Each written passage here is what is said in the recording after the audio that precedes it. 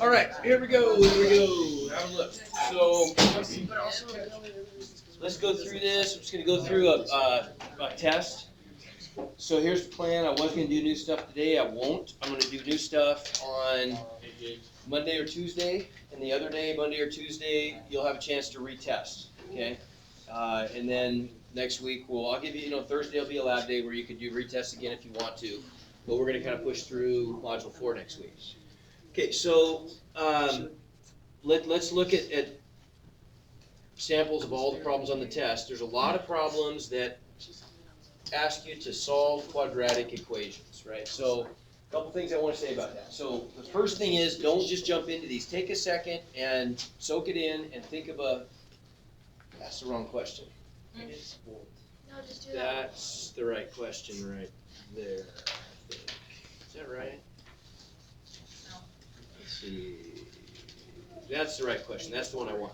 That's where I want to start. Okay, so for a problem like this, let's think about a strategy. So look at the equation that we're going to solve, and how should you approach this one? Add 3. Okay, I'm going to add 3, and then what? Divide by 3. Divide by 3, and then Square root. okay, good. Now, what strategy is that? Those are the right steps, but what are we doing and why? It's exactly the right approach. I don't know what it's called. We're isolating x. Exactly. We're isolating x because. In a second, we'll wait for everybody to get situated here. Everybody should have notebooks out, write some stuff down here. Okay. So we're isolating x because there's only one x in the equation. When I can point to a single x in an equation, I can always isolate it by just reversing PEMDAS, right? Right? So then first step would be outside of parentheses. There are no parentheses here, so I don't have to worry about it. But any loose addition or subtraction we undo. So we'll add 3 to both sides, which gives us 3x squared equals 48, right? Done. We divide, now we get to multiplication division. We have to undo that multiplication. So we divide each side by 3, which gives us x squared equals 16. And then finally we get to exponents, so we square root each side, right? So that gives us x equals Positive plus or minus square root of 16, which is 4. Good. Okay, so we just did that, right? So in Moodle, we would just enter that as 4 comma minus 4, right? Because we're just filling in the blanks. X equals what values? Separated by a comma. Okay? Questions? Okay, good. Okay, what about this one? Same kind of thing, right? I can point once again to a single x, and so therefore I can isolate it by just reversing order of operations. Right? So there it is. What's the first step this time? Subtract 1. So that's going to give me x squared equals negative 45. Now, square root. So I get x equals plus or minus the square root of negative 45. So there's 2 things I got to think about in simplifying this. What's one of them? I. Good. I've got a square root of a negative, so that becomes an I. And then what's the other part? Square root of 45. 45 is not a perfect square, but if we look at our list over here, yeah, 9's going to work, isn't it? Yes. 45 is not, half of 45 would be between 36 and, half of 45 would be between 16 and 25, right? And we just work our way up. I'm going to audition each of these values and see if any of them work. If I divide 16 into 45, say I'm using a calculator, I'm going to get back a decimal answer, right? Which means it did not go in evenly. But if I divide 9 into 45, I get 5. And we probably don't need a calculator for that, right? We get exactly 5, so it divided in evenly. So here's my recommendation, because sometimes even here, sometimes people have a little bit of an issue with this. They're not sure which one to put first. Always put the perfect square factor first. So that's the square root of 9, and I would even circle it to remind yourself that you're going to change that to a whole number. So the square root of 9 times the square root of 5 And then that gives us, gotta have my plus or minus, right? So x equals plus or minus 3 times the square root of 5. And the I can go anywhere. Technically, you probably should put it in front of the radical just so you don't run the risk of accidentally putting it under the radical. But I think people are having an easier time thinking about putting it last, which is fine. It works. Just don't accidentally put it inside the radical, because that happened a couple times. Okay? Make sense? So 1 for the, I just type in Moodle, 3 radical 5 times I, comma, negative 3 radical 5 times I. Okay?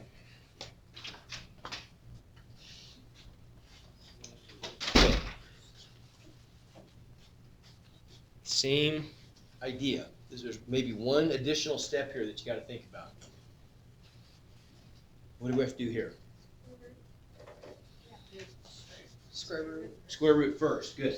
Same strategy. I'm going to isolate x because once again, I can point to a single x, but it's just a slightly different pattern that I'm going to have to follow. I'm going to reverse PEMDAS, right? And let's see. Parentheses are up here. There's nothing outside of parentheses. I can just forget about what's in the parentheses. I haven't gotten to the P yet, right? So just think about covering that up and not even worrying about it. Outside of parentheses, nothing is being added or subtracted. Skip that step. Outside of parentheses, nothing is being multiplied or divided. Skip that step. Exponents. So I got to square root both sides. So what do I get? Square root of 4x plus 3 squared is going to undo the radical. So I get 4x plus 3 equals 11i, right? Because I'm going to get, the negative gives me an I, the square root of 121 is 11, and the negative makes it an I, and I need a plus or minus, don't I?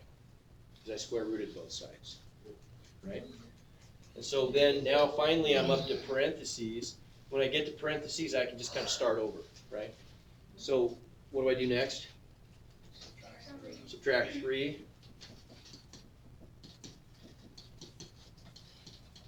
And I'm really just same thing as adding negative 3, right?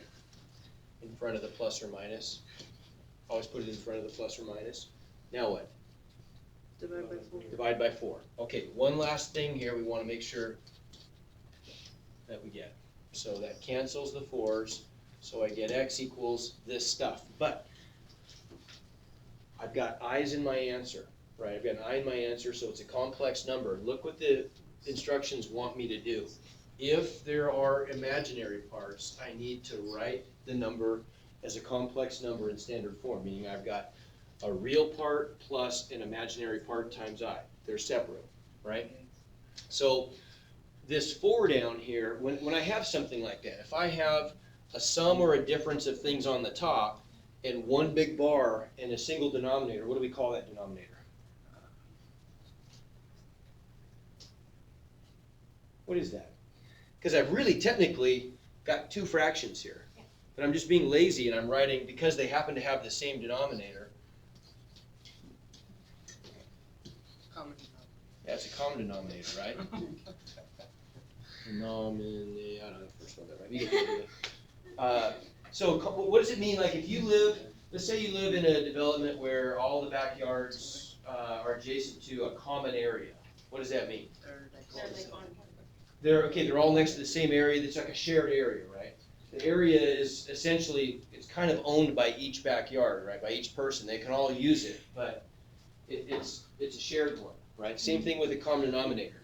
This is a shared denominator, but they each term owns the denominator, right? So when we want to split this fraction, I know you've seen this before, but I just want to give you a little rationale for why we do it this way.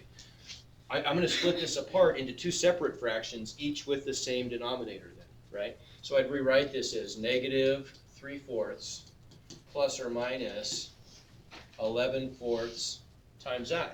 The I could go in the top, but it really makes more sense to put it separate, because I'm trying to write it in this form. The real part, which is negative 3/4 plus, or minus, I'm going to get 2 answers. The imaginary part, which is 11/4 times I, right? So in Moodle, I would just do this.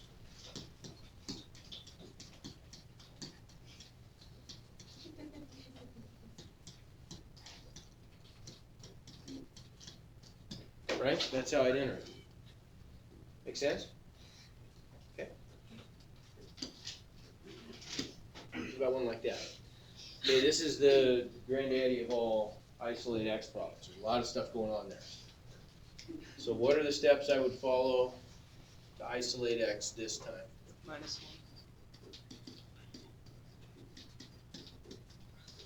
Good. Okay, so first we're going to work outside of the parentheses, any addition or subtraction. So sure, we're going to subtract 1 from both sides, so I get -4 times 3x plus 4 squared equals -336. Okay? Now what? Divide by -4. Divide by -4. Good. Division. Now here's something that people sometimes want to do. Listen very closely to this, because this is, you can't do this. A lot of times people want to distribute the -4, but I can't do it because the quantity is being squared. So that's not allowed, right? That violates order of operations. If I were going to simplify this, I would first have to square this out before I multiply it, because that would be the opposite direction of order of operations, right? See what I'm saying? I wouldn't be isolating anymore, I'd be doing the opposite, I'd be simplifying, right? We don't want to do that though. That would make the problem much harder, right? That's going to give us, if I square that out, it's going to be a mess. I don't want to do that. So instead, we're just going to keep going backwards, and we're going to divide both sides by whatever the parentheses are being multiplied by to undo that multiplication. Right? Okay. Those go away, and I just get 3x plus 4 squared equals negative over negative is positive, and that's going to be 84. Okay? Make sense? Okay. What's next? Okay, square root. I get up to the exponent, so it's square root. So we'll square root each side. 3x plus 4 equals? It's positive and Good. Plus or minus square root of 84. 84 is not a perfect square. Let's look at our list. Halfway down, or half of 84 is 42. So we'd start right there. Does 36 go into 84? Not evenly, right? Doesn't work. 25, no way, right? 16. 16 doesn't. 16 goes into 80. It's going to be 4, isn't it? Let's go all the way down to 4.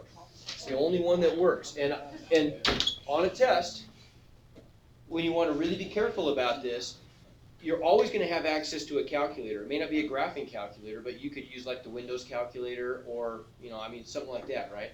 You can always just check each of those. Just divide 84 all the way down just to make sure if you're not sure. And see what's the first one that works. And it's 4. So this looks like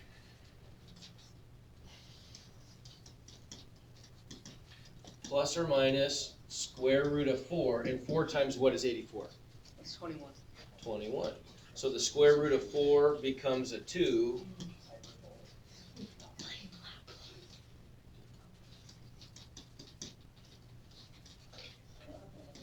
So the square root of 84 became 2 radical 21, right? Last 2 steps in order to get the x by itself. Subtract 4.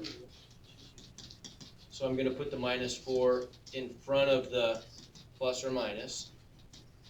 And then divide by 3. Okay? And so that's my answer.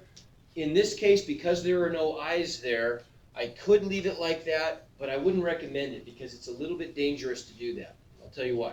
Because even if there are no i's, if I don't split the fractions, sometimes I could get only partial credit on one because I may not. What if one of these 2 fractions could be reduced? In this case, I can't. But in some cases, I could. Like, let's just pretend that that answer were a little bit different. Let's pretend that it were -6 plus or minus 2 radical 2 over 3. If I left it like that, that would be incorrect because 2 over 3 doesn't reduce, but 6 over 3 does, right? And so if I split the fractions up, I would get -6/3 plus or minus 2 radical 2 over 3, which in this would just become -2 plus or minus 2 radical 2 over 3. Yes? Is that supposed to be 21 then? It is. Okay. You're right. Okay? You get the idea? So just to be safe, just split them up. Why not? So then this is gonna give me -4/3 plus or minus 2 times the square root of 21 over 3. And I can't, here's the other thing that came up once on all the tests. I can't do anything to that 21 and that 3 because the 21 is inside the radical, right? So I couldn't reduce that and make that square root of 7 or something, right? The only thing I could do is reduce the whole numbers. Okay? Make sense? Questions? Okay. Adding complex numbers, by far the easiest part of the test. Very, very simple. When you're adding complex numbers, all you're doing is just combining like terms, right? The parentheses aren't doing anything. There's nothing being distributed, so I can just get rid of them and just add the like parts, the like terms. So in other words, let's see, the non-I terms, 1 plus 4 is 5, 3i plus 9i is 12i. That's my answer, right? Okay?